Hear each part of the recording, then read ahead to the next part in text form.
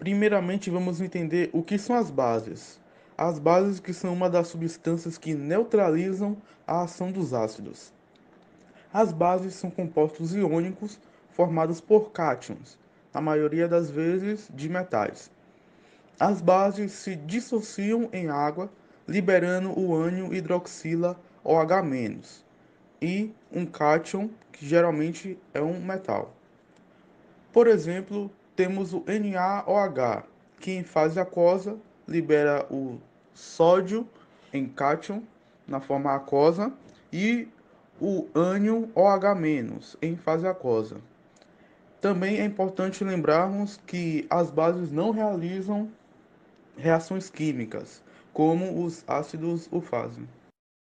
Ok, já sabemos qual o conceito de base, mas como este conceito foi definido? Bom, da mesma maneira que os ácidos, em 1887, o conceito de base foi definido pelo químico sueco Sven Arrhenius como substâncias que, em solução aquosa, originam íons hidroxila. Embora a teoria de Arrhenius, como ficou conhecida, seja aceita até os dias atuais, ela deixou lacunas na medida em que apresentou somente as reações ácidos-bases nas soluções aquosas, ou seja, na presença de água.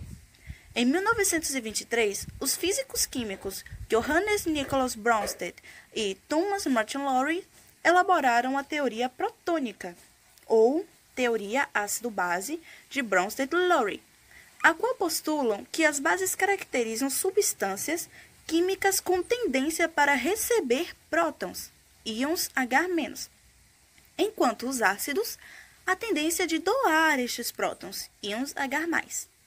No mesmo ano, o químico estadunidense Gilbert Neal Lewis propôs que as bases são substâncias que cedem pares de elétrons e os ácidos, substâncias com a tendência a receberem estes pares de elétrons.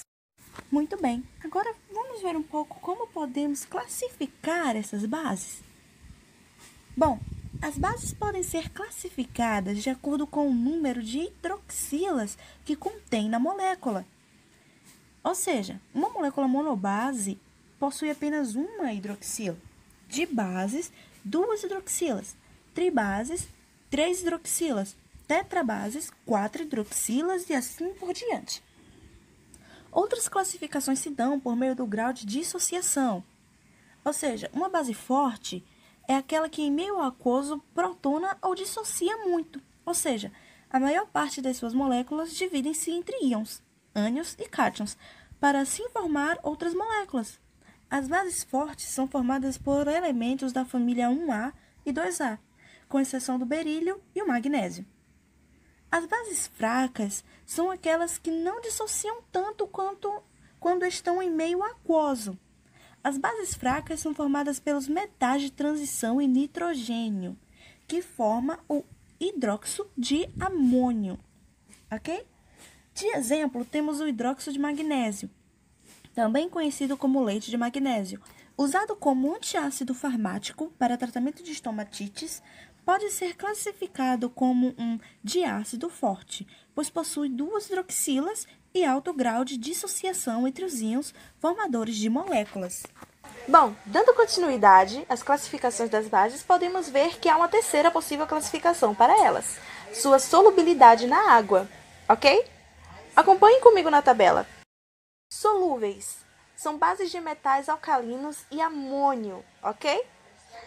Temos os exemplos: o cálcio, o bário e o niônio, certo? Pouco solúveis, bases de metais alcalinos terrosos. Também temos exemplos. E olha só quem aparece novamente: o cálcio e o bário. Coincidência? Talvez. Seguindo, praticamente insolúveis de demais bases. Todas as outras bases, elas são praticamente insolúveis. Praticamente não se misturam, não se dissolvem com a água. Temos a prata e o alumínio. Na nomenclatura das bases, é necessário primeiramente saber o que é NOx. NOx é o número de oxidação. Nós precisamos saber o NOx, primeiramente, dos metais. Eles vão nos dizer se a nomenclatura será do primeiro tipo ou do segundo tipo. Um modo mais simples de definirmos a quantidade de NOx ou carga dos metais, para assim definirmos a sua nomenclatura, é apenas olharmos a quantidade de hidroxila, o OH. Por exemplo, temos o hidróxido de alumínio, o AlO3.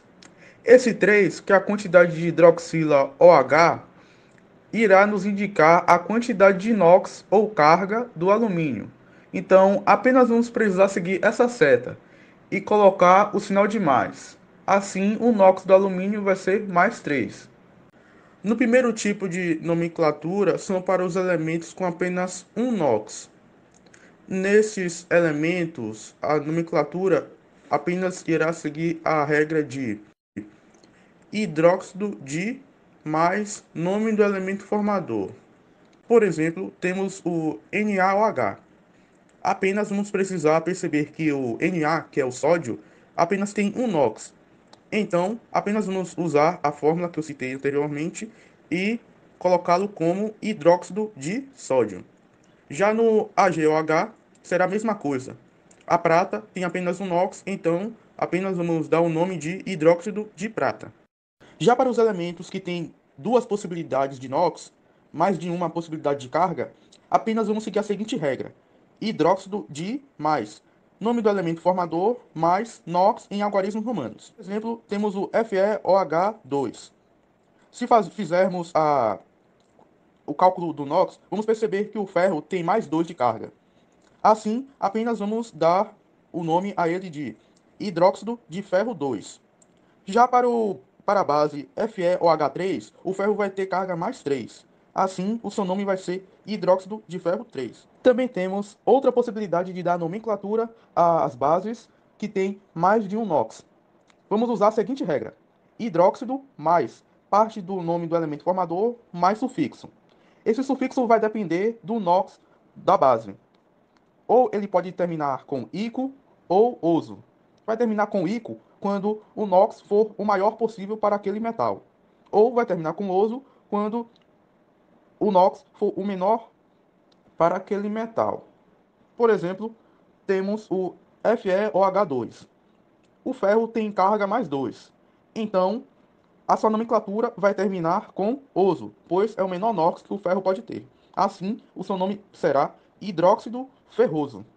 Já o FeOH3, onde o ferro tem carga mais 3, irá terminar com ico, pois esse é o seu maior NOx. Assim, a sua nomenclatura vai ser hidróxido férrico.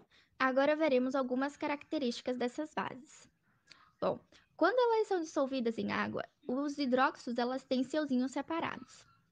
As bases elas também transferem correntes elétricas quando são dissolvidas em água, ou seja, ela é uma boa condutora de eletricidade em meio aquoso.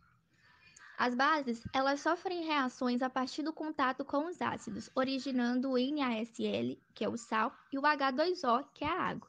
Toda base em meio aquoso libera como ânion. Ela possui pH maior que 7 e, por fim, as bases elas possuem um sabor adstringente. Agora eu vou falar um pouco onde utilizamos e onde aplicamos essas bases. A hidróxido de sódio, por exemplo, ela é muito conhecida comercialmente como soda cáustica. Ela é utilizada em limpezas pesadas e em produtos para desentupir pias e ralos. Sem contar que ela é utilizada também na fabricação de papel, celulose, tecidos, corantes e entre outros.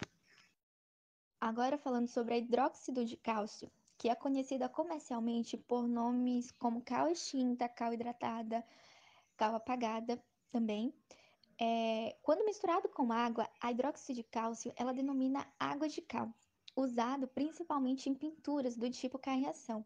Ela é utilizada também na produção de argamassa para construções, para diminuir a acidez do solo, é utilizada em tratamentos odontológicos e também é utilizada no tratamento de águas e esgoto. A hidróxido de amônio, ela é usada para produzir ácido nítrico, fertilizantes agrícolas, explosivos, amaciantes de roupas, tintas e alisantes de cabelos. Ela também é utilizada para fazer a limpeza doméstica, na produção de compostos orgânicos e em sistemas de refrigeração. O hidróxido magnésio, Quando misturado com água, ele dá origem ao leite de magnésia, usado como antiácido estomacal em pequenas quantidades. Em grande quantidade, ele é utilizado como laxante. Também pode ser usado como desodorante, pois ele torna o meio básico, diminuindo a proliferação das bactérias responsáveis pelo cheirinho desagradável do suor, que se desenvolve em meio ácido. Além desses exemplos de base que eu falei, também tem outros exemplos, como o hidróxido de zinco, o hidróxido de prata e o hidróxido de níquel, e entre outros. Uma das formas mais fáceis de diferenciar um ácido de uma base é por meio dos indicadores de pH, que fazem essa indicação por meio das cores.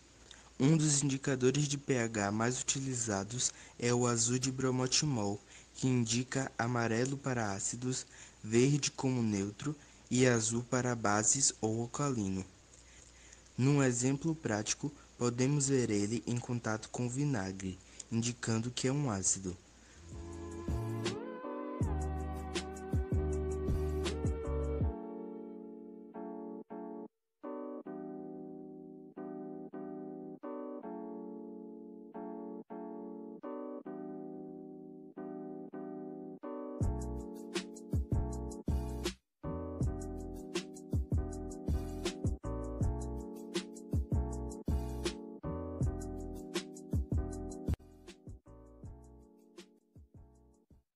Com a água de torneira, indicando que é neutra.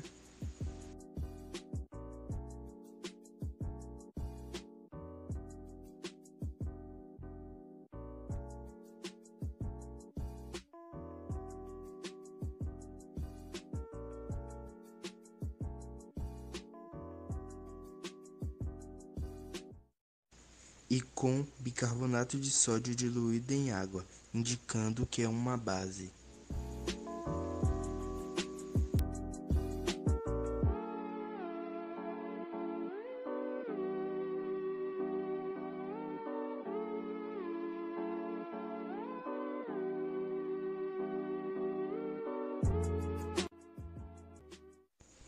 Tudo isso ocorre porque nas substâncias há certos íons de hidrogênio carregados positivamente que interagem com os íons de hidróxido carregados negativamente, e através da verificação do potencial do íon de hidrogênio é possível saber o pH dessas substâncias.